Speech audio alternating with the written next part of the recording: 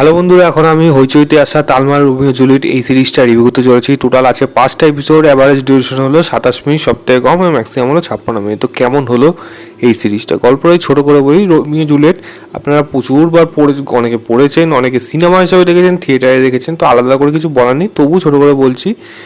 Hero এবং heroine আমাদের Romeo এবং জুলিয়েট, মানে রানা এবং জাহানারা, তারা একে অপরকে ভালোবাসে, কারণ তারা দুটো অপোনেন্ট পার্টি বা বলা যায় অপোনেন্ট কমিউনিটির থেকে বিলং করে, যাদের মধ্যে শত্রুতা রয়েছে প্রথম থেকেই। তারা কীভাবে নিজেদের প্রেমকে বজায় রাখবে, আদৌ বজায় রাখতে পারে নাকি, তার পেছনে কারা লেগে আছে, এবং আলটিমেটলি এই প্রেমটা কি কোনো জায়গা যেতে পারছে নাকি তাদের স্বপ্নটা তো পূরণ হচ্ছে না। এর থেকে বেশি জানতে হলে আপনাকে হইচইতে গিয়ে এই সিরিজটা আপনাকে দেখতে হবে। ওই অ্যাভারেজ ডিউরেশন বললাম তো 3 ঘন্টা 15-20 মিনিট লাগবে এই সিরিজটা দেখতে।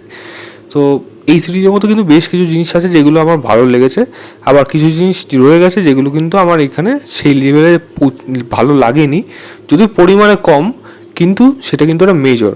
তবে ভালো কোন জিনিসটা লেগেছে, এখানে পারফরমেন্স ম্যাক্সিমাম লোকেরই ভালো। তার আগে সবার আগে কথা বলবো অনির্বাণের পারফরমেন্সটা এখানে দারুণ ছিল, এবং সে কিন্তু এই সিরিজটা পুরোপুরি হোল্ড করে রেখেছে, ধরে রেখেছে পারফরমেন্স দিয়ে, এবং সেখানে তার ক্যারেক্টারটাও যেরকমভাবে লেখা হয়েছে এবং তার পারফরমেন্সের যেই লেভেল নিয়ে গেছে সে, তাকে সবাই কিন্তু এই রোলটার জন্য মনে রাখবে। মুস্তাককে কিন্তু মনে রাখবে, এটা কিন্তু পরিষ্কার হয়ে গেছে। দ্বিতীয় কথা বলবো, যেটা আনএক্সপেক্টেড ছিল, তবে হ্যাঁ ভালো হতো, আমি এটা আশা ছিল, কিন্তু আনএক্সপেক্টেডভাবে একটু বেশি ভালো হয়ে গেছে, সেটা হলো অনুজয়ের পারফরমেন্স। সেই জায়গাটা খুব ভালো পেয়েছে এবং তার পারফরমেন্স কিন্তু এখানে পুরোপুরি বেরিয়ে এসছে। এখানে এছাড়া সাপোর্টিং হলো প্রত্যেকে, তার অনুজয়ের ওয়াইফের চরিত্রে পায়েল হোক, বা যদি বলি আমি জয়দীপ বাবুর কথা বলি, কমলেশ্বরের কথা বলি, প্রত্যেকে ভালো। হিরোর যে মানে তার যে বন্ধু রয়েছে, সেই ফ্রেন্ড সার্কেলটা দেখবেন, তার পারফরমেন্স দেখবেন, আপনার রীতিমতো ভালো লাগবে। প্রত্যেকটা ক্যারেক্টার যেন আলাদা আলাদা করে জীবন্ত, এবং কোনোটা কিন্তু একে অপরকে কপি করছে না, প্রত্যেকে আলাদা নিজস্ব দিক রয়েছে। একটা রক্ত মাংসের মানুষ মনে হচ্ছে, হ্যাঁ সত্যি এটা হয়ে থাকে, এবং এরকমই আলাদা প্রত্যেকে, তো সেটা কিন্তু দেখতে বেশ ভালো লাগে। পুলিশ অফিসার একটা আছে, বলে টোটাল কুল, এরকমের জিনিসগুলো বেশ ভালো লাগে। একজন অ্যানাউন্স করে মাইকে, সেই অ্যানাউন্সমেন্টটা দেখেই কিন্তু আমার গ্রাম বাংলার কথা মনে পড়বে, যে হ্যাঁ সত্যি এরকমভাবে কিন্তু অ্যানাউন্স করে থাকে। তো সেইগুলো প্রত্যেকটা ক্যারেক্টার কিন্তু এখানে ভালোভাবে লেখা হয়েছে। মানে শুধু যদি বাদ দিই, রোমিও জুলিয়েট বাদ দিয়ে, আমি তার ওটা পরে বলছি, বাট তাদের প্রত্যেকের পারফরমেন্স কিন্তু আপনার ভালো লাগবে। দ্বিতীয় জিনিস, একটা পজিটিভ দিক বলবো, সেটা এই সিরিজের জন্য বিশেষভাবে কাজ করবে, সেটা হলো মিউজিক আর ব্যাকগ্রাউন্ড মিউজিক। গানগুলো সত্যি খুব সুন্দরভাবে লেখা হয়েছে, খুব সুন্দরভাবে গাওয়া হয়েছে, এবং সেটা শুনতে বেশ ভালো লেগেছে, এবং খুব মানানসই জায়গায় কিন্তু গানগুলোকে প্লেস করা হয়েছে, যেটা কিন্তু ভালোভাবে ডিনোট করে গল্পটার ক্ষেত্রে। তো আমার গান বেশ ভালো লেগেছে, সঙ্গে ব্যাকগ্রাউন্ড মিউজিকের প্রশংসা কিন্তু অবশ্যই করব। তৃতীয় জিনিস বলবো, শোটা বেশ কালারফুল, এবং এর সিনেমাটোগ্রাফির প্রশংসা করবো। কিছু কিছু শট নেওয়া হয়েছে, নদীর পাড়ে হোক, ওয়াইড অ্যাঙ্গেলের শট হোক, মানে সেটা ল্যান্ডস্কেপে কিছু শট আছে, সেগুলো আপনার ভালো লাগবে। তো মানে পিকচারাইজেশন বা বলতে গেলে, মানে সচক্ষে যখন দেখবেন, বা যদি এটা যদি বড় পর্দায় দেখবেন, তাহলে কিন্তু আরও বেশি ভালো লাগে। যদিও সেটার তো কোনো অপশন নেই, এটা ওটিটি দেখবেন, আপনার ঘরে যত বড় যদি টিভি থাকে সেটাতে যদি চালিয়ে দেখেন, আরও বেশি বেটার লাগবে, ফিল হবে। তো সেটা কিন্তু আপনার বেশ ভালো লাগবে। চতুর্থ জিনিস বলবো, এখানে কিছু ডায়লগ দেখুন, এখানে প্রচুর গালাগালি রয়েছে, এবং সেগুলো অকথ্য ভাষায় যা ইচ্ছা তাই হয়েছে। তবে সেই গালাগালিগুলো যদি বাদও দিই, আমি বেশ কিছু ডায়লগ আছে যেগুলো কিন্তু বেশ ভালো ইম্প্রোভাইজেশন আমার মনে হয়েছে রোমিও জুলিয়েটের অন্যান্য গল্পগুলোর তুলনার থেকে। তো সেখানে কিন্তু আমি এগুলোর প্রশংসা আমি অবশ্যই করব, এবং রাইটিং টিমের সেই জায়গায় প্রশংসা করব যেখানে কিন্তু তার নতুনত্ব আনার চেষ্টা করেছে, যেটা আমার ভালো লেগেছে, এবং অর্পণ করার ডিরেকশনও কিন্তু বেশ ভালো লাগবে। এবং সিরিজটা বিশেষ করে লাস্ট দুটো এপিসোডে একটা টুইস্ট আসবে 4th এপিসোডে, সেটা ভালো, ডেফিনেটলি সবার ভালো লাগবে, এবং সেটা আনএক্সপেক্টেড ছিল। তবে হ্যাঁ, আমার একটা কিন্তু সন্দেহ হয়েছিল, যদিও অনেকক্ষণ ধরে জিনিস দেখাচ্ছে না, কেন দেখাচ্ছে না, এই জিনিসের এত জিনিস দেখে নিয়েছি, একটা আইডিয়া মাথায় চলে আসে যে এটা হলেও হতে পারে। আমার আইডিয়াটা লেগে গেছে, সেটা আমি অনেকটা বুঝে গেছিলাম, না লাগলে তখন গিয়ে একটু অবাক হতাম, বাট সেটা লেগে গেছে। বাট সেটা কিন্তু আমি বলবো না খারাপ, আমার টুইস্টটা কিন্তু ভালো লেগেছে, এবং 4th 5th দুটো এপিসোডই কিন্তু সবথেকে বেশি বেটার হয়েছে।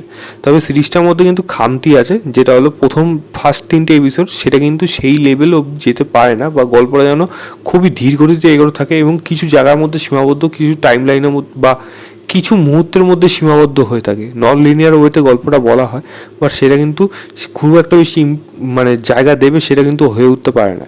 এখানে মেইন যে প্রধান প্রবলেম সেটা হলো রোমিও জুলিয়েটের ক্যারেক্টারগুলোকে লেখা, তাদের স্পেসগুলো কিন্তু ভালোভাবে দেওয়া হয়নি। এখানে আরেকটা লাভ স্টোরি আছে যেটা আমার বলতে আমি ভুলে গেছি, যেটা ইম্প্যাক্ট আপনারা বুঝতে পারবেন যখন সিরিজটা দেখবেন। সেটা কিন্তু খুব কম সময়ের জন্য আনা হয়েছে, কিন্তু খুবই ইম্প্যাক্ট ফেলে দেবে আপনারা কিন্তু ইমোশনাল হয়ে যাবেন। কিন্তু ইমোশনাল মেন জিনিস হবেন না, কারণ এখানে রোমিও এবং জুলিয়েট তাদের ক্যারেক্টারগুলোই ভালোভাবে এখানে লেখা হয়নি। এবং তাদের মধ্যে তাদের সবথেকে বেশি সিন থাকবে স্বাভাবিক, তারাই হিরো এবং হিরোইন, তো তাদের সিনগুলো কিন্তু কখনোই ওয়ার্ক করতে পারে না যদি না তাদের প্রপার ইন্ট্রোডাকশানগুলো ভালোভাবে হয়। ইন্ট্রোডাকশানও কিন্তু হঠাৎ করে হয়, এবং এই যদি ভালোভাবে সে প্রেমটাকে যদি ভালোভাবে দেখাতে না পারে, তাহলে কিন্তু মানে তাদের মুহূর্তগুলো কিন্তু যতই ভালোভাবে ডিজাইন করা হোক সেটা কিন্তু দেখতে যে খুব একটা ভালো লাগবে তা কিন্তু না।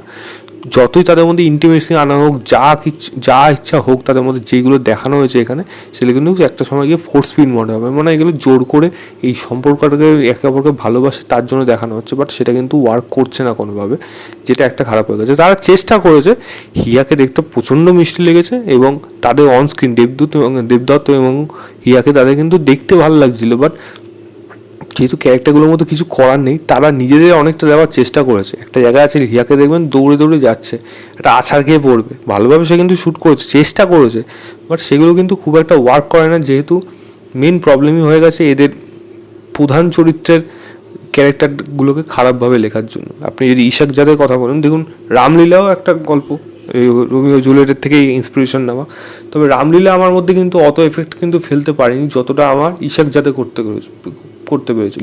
ইশাক দাদের লাস্ট সিনটা ভাবুন, দারুণ ছিল সেখানে। তো সেরকম কিন্তু মুহূর্ত কিন্তু এই গল্পের মধ্যে আনতে পারতো, ডেফিনেটলি এসেছে, লাস্ট এপিসোডটা কিন্তু খুবই ভালো, কিন্তু সেই জায়গার জন্য আসার জন্য প্রথম থেকে যেই গল্পটা ধরে আনার দরকার সেটা কিন্তু প্রথম থেকে তারা করে উঠতে পারেনি। সেখানে আমি বলবো যে রাইটিংয়ে সেই জায়গায় কিন্তু সমস্যা ছিল। তবে এই সিরিজটাকে আমি খারাপ বলবো না, ডেফিনেটলি ভালো সিরিজ, ডেফিনেটলি, তবে দুর্ধর্ষ দারুণ কিছু হয়েছে সেটা আমি বলবো না। একটা ভালো সিরিজ হিসাবে আমি রেকমেন্ড করতে পারি। আমি সিরিজটাকে 3.25 দেবো আউট অফ 5।